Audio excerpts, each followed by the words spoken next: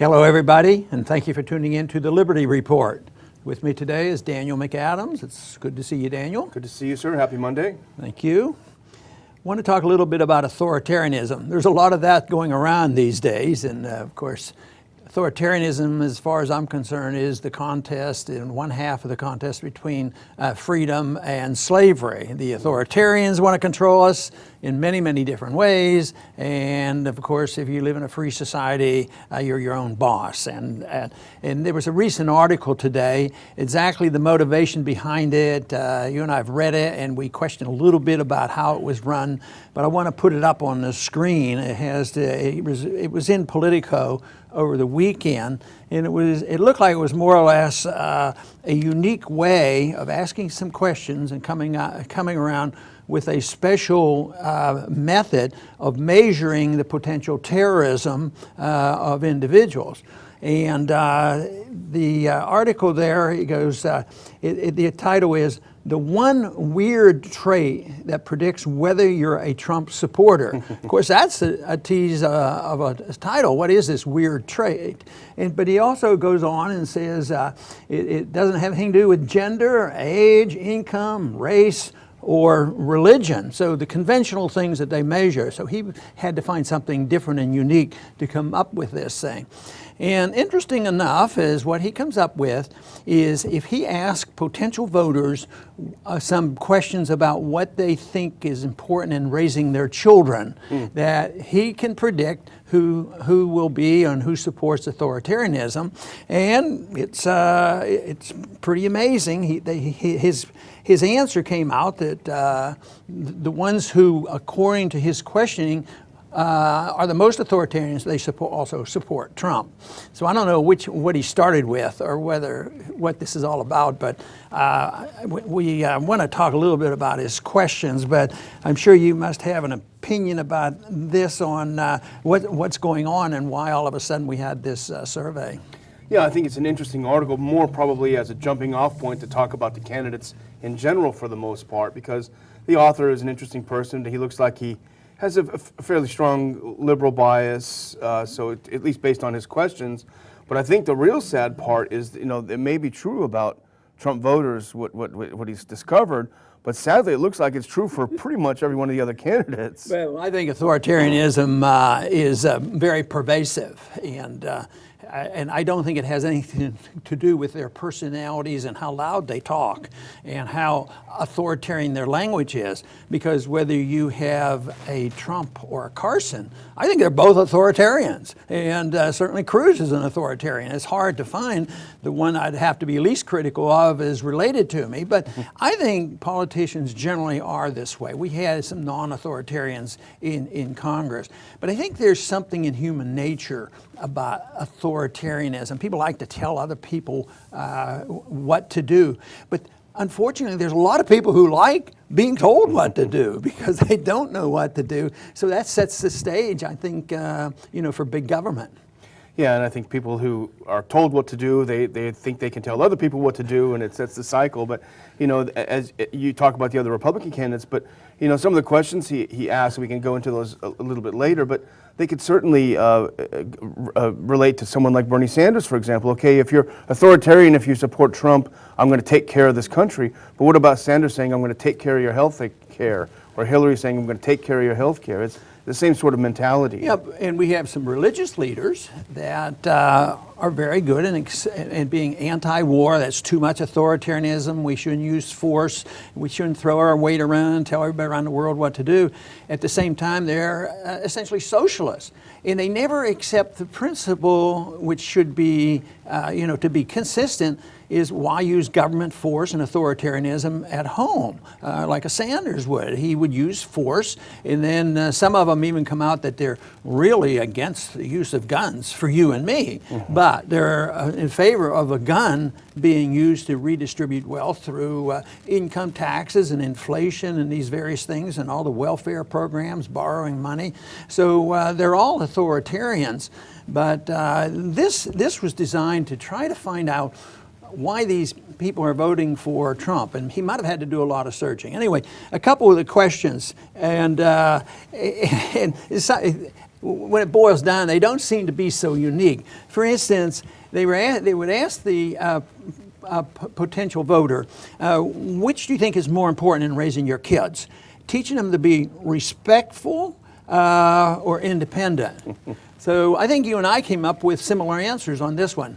Both. Yeah. Why can't you be independent and respectful? Why is it that you have to be, respectfulness is much more important than teaching them how to be independent. But we might not do well in this poll. But the other one, there's a couple more. Should we teach our kids to be obedient or self-reliant? But once again, couldn't we argue that why can't we have both? And the question is, obedient to who? Obedient to the parental authority, or to the state, or the, Yeah.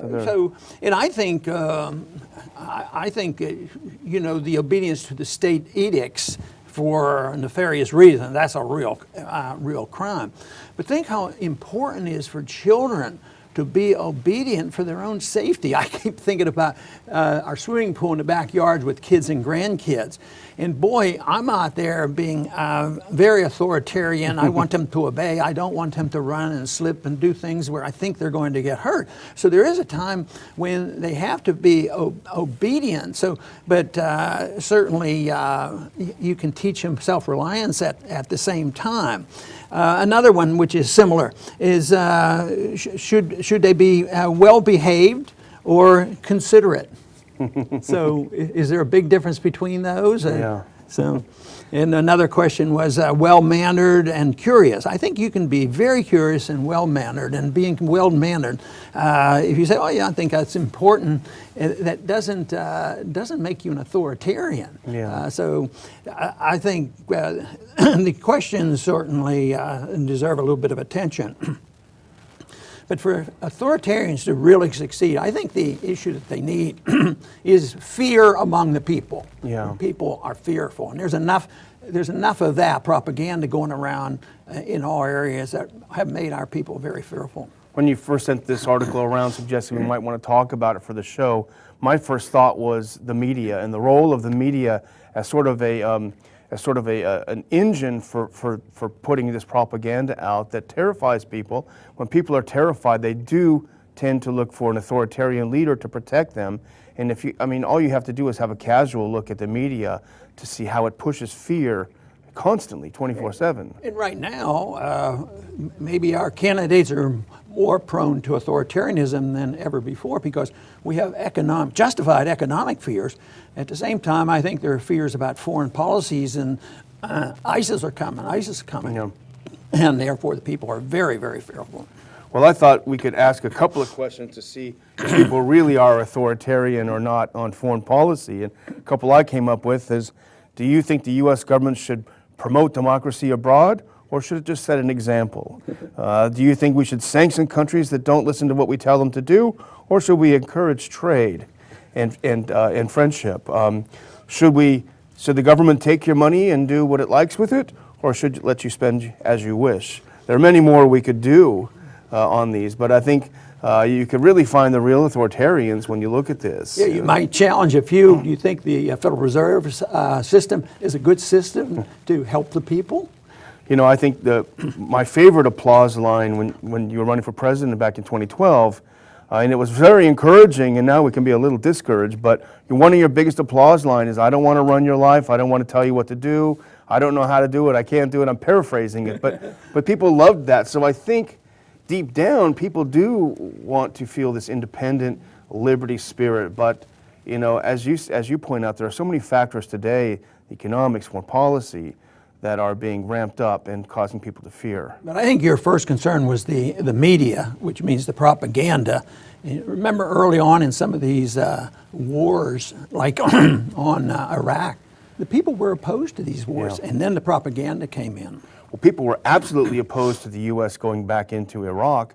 They were absolutely opposed to the U.S. starting to bomb Syria, a year and a half ago or more, and that changed because the media, story after story, without checking the facts, and then when their facts are disproven or their unnamed governmental sources are sketchy, people don't go back and read the corrections. They've already achieved the effect. Well, one thing they do achieve through their propaganda machine is they convince a lot of people that if you're for peace, you're a wimp, you're not an American, you're not for the troops, and therefore they set the stage for saying, well, we need somebody much stronger and tougher, which leads to the more authoritarianism. And that you're also weak on defense, that you wouldn't defend our country if you're pro peace. So I think the media has a lot to do with how people handle this. Yeah, absolutely. And I think there's also the problem of people desperately trying to figure out the key to the Trump phenomenon. He has struck people's imagination. It's difficult to put your finger on why he's become so popular. I like to think it's just because people are so irritated with the mainstream, so mad at the media, that anyone who challenges that would be attractive to them. I'd like to see how the people would respond is whether or not they support the Bush doctrine. The Bush doctrine, which emphasized the fact that don't wait till they come here, don't wait to declare war. If they're out there, we're going to go get them. We don't need the authority. I mean, that to me is so horrible, but it was generally accepted rather well. Today, Bush is not so popular anymore, and they may question it because it's Bush, but it's the principle. And most people right now, how did Cruz respond to what he'd do with ISIS? He'd carpet bomb them. Yeah. And fortunately, the commentator was interviewing. He says, where will you do the carpet bombing? They're just in villages all around the world. He's going to carpet bomb them. So these responses are just so irrational. But there is I think, different kinds, and we've alluded to it already, different kinds of authoritarianism. I see it as the one of a soft type, which is almost seductive. How can a Christian leader be a violent authoritarian if it's for humanitarian reason? I think that's the big issue. People get sold in to authoritarianism because they're doing it for our good. And the drug war. The drug war is so horrible. Yet most people say, well, somebody has to prevent these kids from taking drugs and this sort of thing. But I remember the one question I asked when they were pushing me on the drug war. I said, okay, if we legalize heroin tomorrow, how many people are taking it? But nobody wants to assume this responsibility. So this idea that government will protect me against the drugs, they're going to feed me if I'm hungry, I need help. But I think the approach of the big authoritarian to come, maybe the conditions have to be worked on over a period of time. People have to become more dependent. So psychologically and philosophically, they accept the proper role of government. The government is to take care of me. They don't generally say, well, this is important. What is important is that the government protect my freedom so I can take care of myself. The emphasis is negative, and that, I think, comes out of total ignorance, because they have been totally convinced that everybody is better off if you have a society where government is going to redistribute wealth and make sure that nobody falls through the crack. And yet there's no evidence in history where it shows that more people are better off when you have authoritarianism versus if you have a freer market. Think in Hong Kong or United States at one time, in different places. People do better with liberty, and yet right now, I think we live in a dangerous period of time because authoritarians have, the setting that they need. And I don't know, I think you can sort it out, but I'd sort it out more philosophically. What have they learned about economics, and what do they understand about non-intervention? Why are they so opposed to this? Why were the founders wrong about this? But if you'd ask questions today of high school graduates, what was the founding fathers' advice about getting involved in alliances around the world? I'm afraid they probably wouldn't know that. Probably not in the public schools. Maybe people that are doing the Ron Paul homeschool curriculum would know. We hope they get a different perspective on that. I want to thank everybody for tuning in today to the Liberty Report.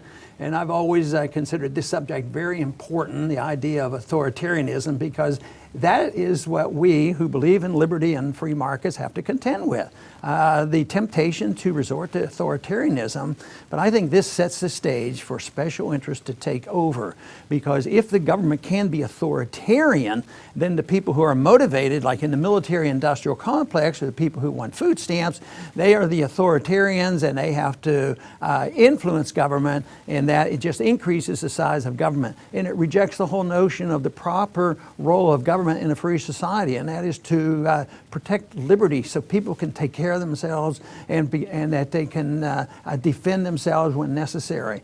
So this, to me, is an issue that's going to be around, and it's going to be talked about between now and the election, because right now it looks pretty slim that we're going to get somebody in office that will totally reject the principles of authoritarianism, because it's been around for a long time and it's going to be here, but there's no reason why we can't advance the cause of liberty, which comes in bits and spurts, and right now I think we're on a downswing, but there's no reason in the world why we can't turn that around and go back to improving the understanding of what liberty is all about. It's been going on for many, many centuries. I think we're suffering from a 100-year period of time where things have slipped away. But that doesn't mean that tomorrow, out of necessity, out of the need for Austrian free market economics, and out of the needs for a foreign policy that's different, that will motivate us eventually to do the right thing, because the philosophic underpinnings they exist today and they're growing, and you cannot measure that by what's going on in Washington, and generally you can't measure that what's going on in a presidential primary race. I want to thank everybody for tuning in today to the Liberty Report, and please come back soon.